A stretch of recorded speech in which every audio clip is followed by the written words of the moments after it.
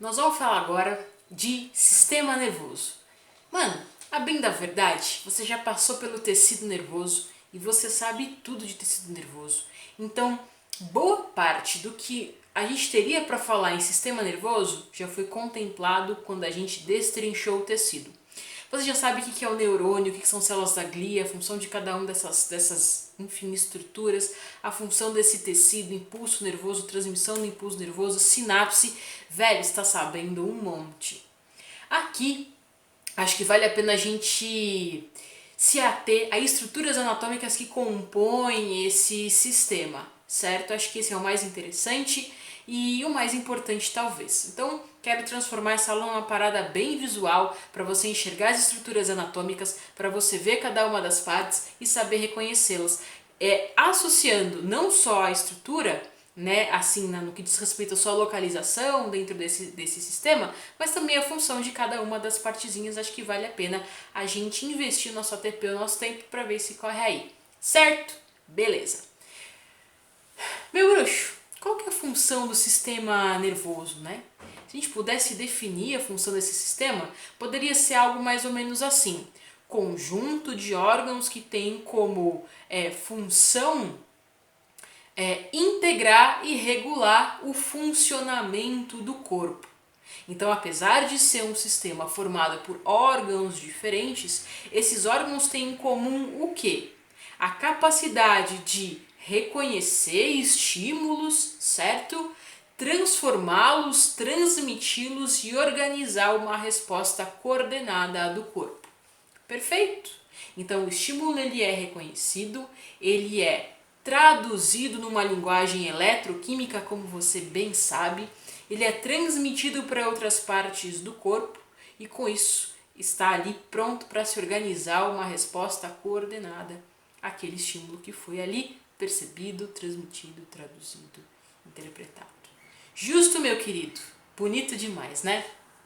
Uma coisa que vale a pena a gente ter em mente é a organização do sistema nervoso. O sistema nervoso ele é organizado em sistema nervoso central e periférico. O sistema nervoso central ele tem o encéfalo e a medula espinhal.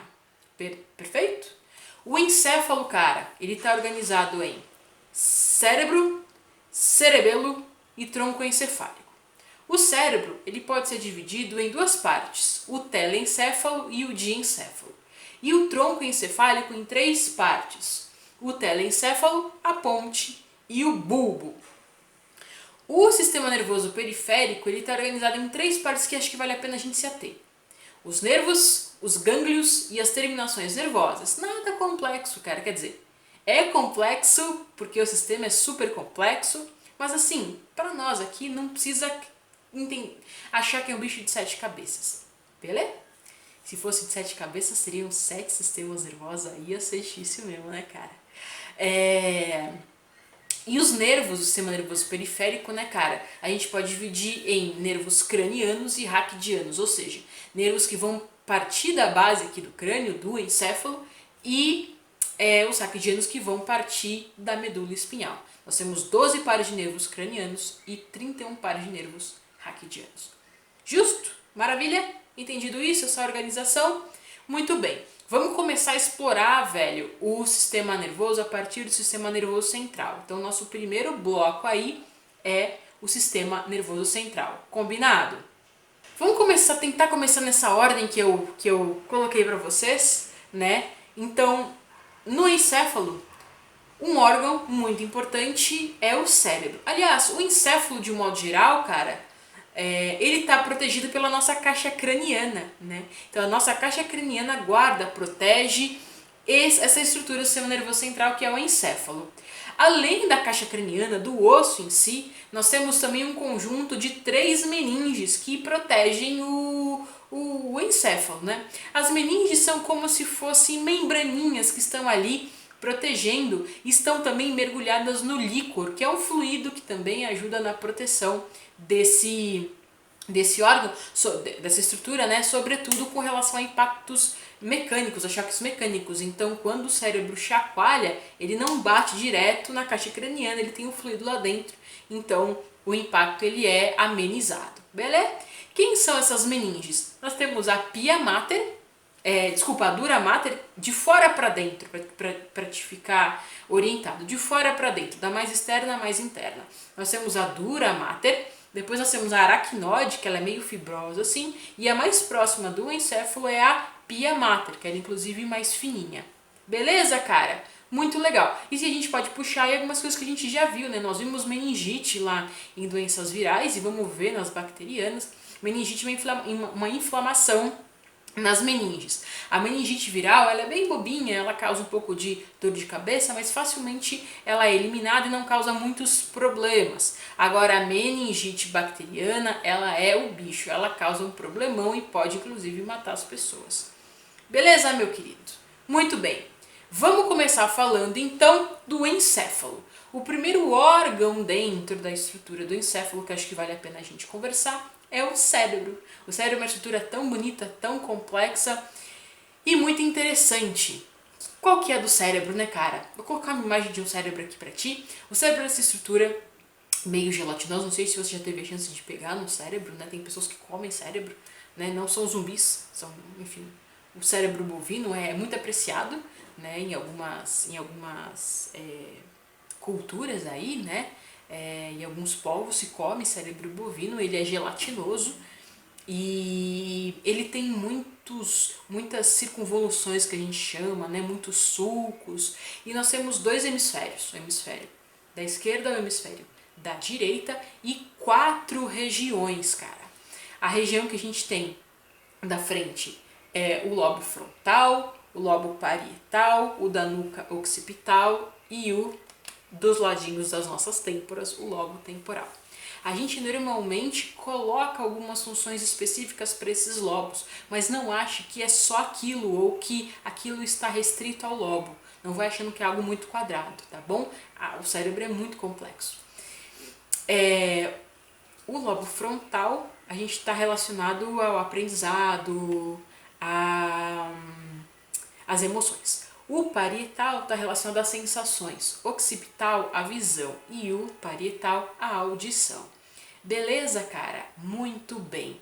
Qual que é a principal função aí do cérebro, né, cara? Mano, o cérebro, ele é uma parte do sistema nervoso relacionado com memória e associação. Simples assim. Né? Você fala, mas é aquelas outras coisas, aprendizado e cognição e que mais, cara? E consciência e coisa arada. Tudo isso é um desdobramento das principais funções, que é memória e associação. Associação no sentido de associar outras partes do cérebro e memória tem a ver com a repetição e tem a ver, cara, olha só que bonito, com a nossa visão de mundo. A gente sabe, por exemplo, que o sapato deve ser calçado no pé. E por que a gente sabe disso? A gente sabe disso porque a gente aprendeu. Por que a gente aprendeu? Porque alguém nos ensinou, enfim, a gente de algum modo aprendeu. E isso ficou guardado na memória. Então toda vez que a gente vê um sapato, a gente põe no pé e não põe na mão. O mesmo é uma luva ou uma meia. Por que a meia vai no pé e não vai na mão? Porque a gente aprendeu. Então o nosso cérebro sabe que meia vai no pé e não vai na mão. Isso é memória porque a gente toda a vida usou colocar meia no pé e não na mão. Certo? E a gente sabe disso, a gente aprendeu isso porque isso está no nosso convívio, está no nosso entorno, está no nosso contexto. Beleza, cara? Justo? E aí é só você pensar em alguma coisa que está fora do conhecimento do grupo social. Por exemplo, uma bola. Se eu der uma bola para ti, uma bola de basquete, vai. Você sabe que você não vai chutar aquela bola de basquete. Você vai pegar a bola com a mão, você vai bater a bola, você vai arremessar para algum lugar, você vai passar para o seu colega, porque você aprendeu por uma série de questões sociais, enfim, e criou essa memória de que bola de basquete se joga com as mãos, numa cesta ou, enfim, nesse contexto. Beleza? Se você chegar para um grupo, uma etnia qualquer, vamos imaginar um grupo afastado, você vai lá para Austrália, você chega num grupo de aborígenes que vive isolado, mandado a território lá na Austrália. e você dá a bola de basquete para essa turma. O que você acha que essa turma vai fazer? Vai pegar, bater, jogar, arremessar? Óbvio que não, porque eles não sabem, eles nunca viram uma bola de basquete, ou se viram, não sabem para que serve. Né? Tudo bem, é uma bola, é algo muito parecido com outras coisas que estão no meu cotidiano, com alimento, cor, com fruto qualquer, mas eu não sei o que é a bola de basquete e não sei para que ela serve. Então essas pessoas vão fazer muitas outras coisas para tentar entender o que é aquilo. De repente vai pegar, vai apertar, vai morder, vai cheirar, vai cutucar, certo? Vai tentar entender o que é aquilo, mas não vai fazer o que a bola de basquete pressupõe-se fazer, pegar e arremessar numa cesta. Ficou muito confuso ou ficou nítido isso pra ti? Se nós cortássemos o cérebro no meio assim, ó, e olhássemos para ele, a gente ia perceber duas colorações que são nitidamente perceptíveis ali, né? Uma mais escura e uma mais clara. A mais escura é a substância cinzenta, cara, e a mais clara é a substância branca, tá bom? A substância branca, cara, é a região ali mais interna e tá cheia de axônios e de dendritos. E a substância externa é a substância cinzenta, que tem os corpos celulares. Beleza, cara? A memória, cara, que eu falei pra vocês, a memória está relacionada a grande quantidade de substância cinzenta dentro do cérebro. Por isso que a gente tem uma memória, uma capacidade assim surreal no nosso cérebro, dada a grande quantidade de substância cinzenta que nós temos na estrutura. E a memória, ela é muito importante no que diz respeito ao significado das coisas, né? A gente dá significado para as coisas muitas vezes por conta da memória, que tem a ver com a repetição. E a associação, cara, tem a ver com associar diferentes partes do nosso cérebro. Entendido isso? Perfeito.